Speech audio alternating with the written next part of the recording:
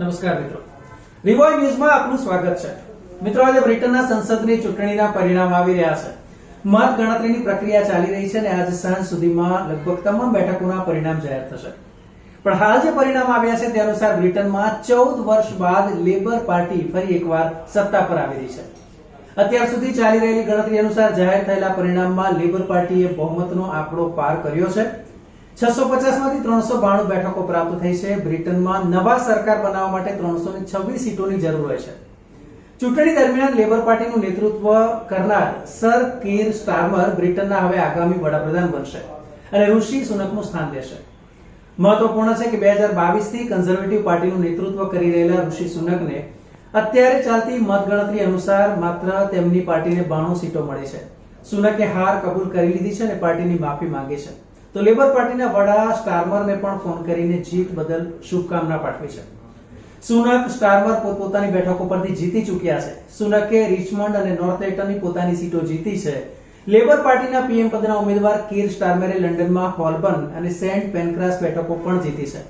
બ્રિટનમાં 4 જુલાઈના રોજ સવારે 7 વાગે મતદાન છે, જે 40,000 મતદાન કેન્દ્રો પર મતદાન શરૂ થયું હતું અને રાત્રે 10 કલાકે મતદાન સમાપ્ત થયાના થોડા સમય પછી એક્ઝિટ પોલના આંકડા જ સ્પષ્ટ જણાવતા હતા કે આ વખતે હવે લેબર પાર્ટી છે તે આગળ વધી રહી છે.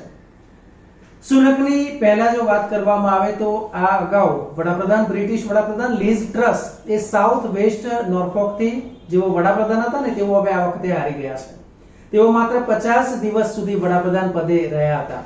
તો લેબર પાર્ટીના ટેરી જેરી જીત્યા છે અને તેમણે લીઝ ટ્રસને માત્ર 600 વોટથી હાર આપી છે. 2019ની ચૂંટણીમાં ટ્રસે આજ બેઠક પર 26,000 મતોથી જીત મેળવી હતી. ચૂંટણીમાં કન્ઝર્વેટિવ પાર્ટીની હાર બાદ ઋષિ સુનક લંડન જવા રવાના થયા છે અને અહીં તેઓ કિંગ ચાર્લ્સને પોતાનું રાજીનામું સોંપશે અને આ પછી ચાર્લ્સ સ્ટારમરને દેશમાં સરકાર બનાવવા આમંત્રણ આપશે.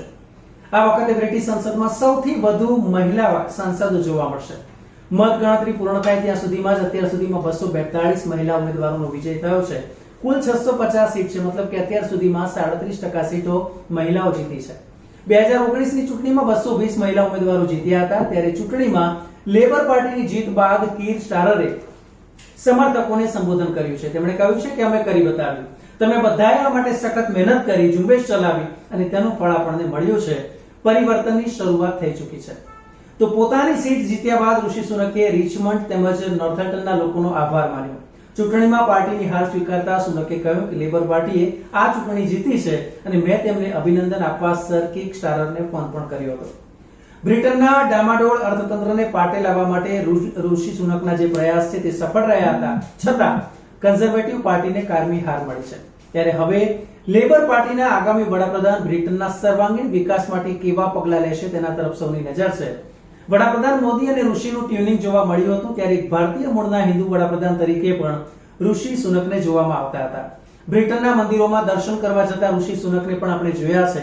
જો કે કન્ઝર્વેટિવ પાર્ટીએ પણ હિન્દુ મતો કવર કરવા ભરપૂર પ્રયાસ કર્યા છે. ઇમિગ્રેશન સંબંધિત ભારતની તરફેણમાં આવે તેવા નિયમોમાં ફેરફારની શક્યતા પણ ત્યાં વસતા ભારતીયો જોઈ રહ્યા છે.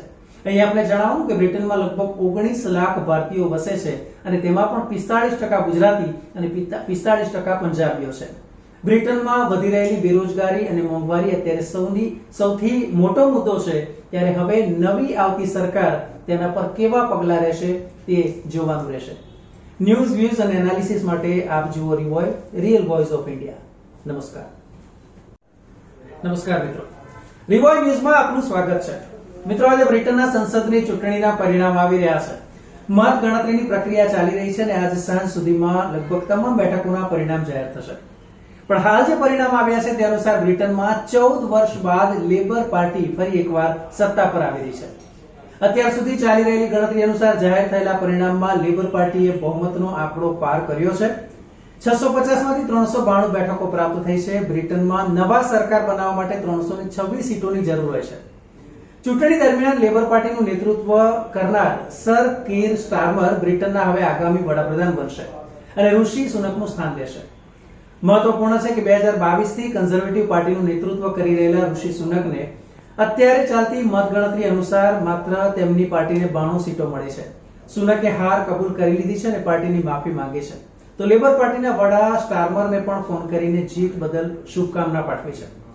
સુનક સ્ટારમર પોતપોતાની બેઠકો પરથી જીતી ચૂક્યા છે. સુનકે રિચમન્ડ અને નોર્થેમ્પ્ટનની પોતાની સીટો જીતી છે. લેબર પાર્ટીના પીએમ પદના ઉમેદવાર કીર સ્ટારમરે લંડનમાં હોલબર્ન અને સેન્ટ પેનક્રાસ બેઠકો પણ જીતી છે. બ્રિટનમાં 4 જુલાઈના રોજ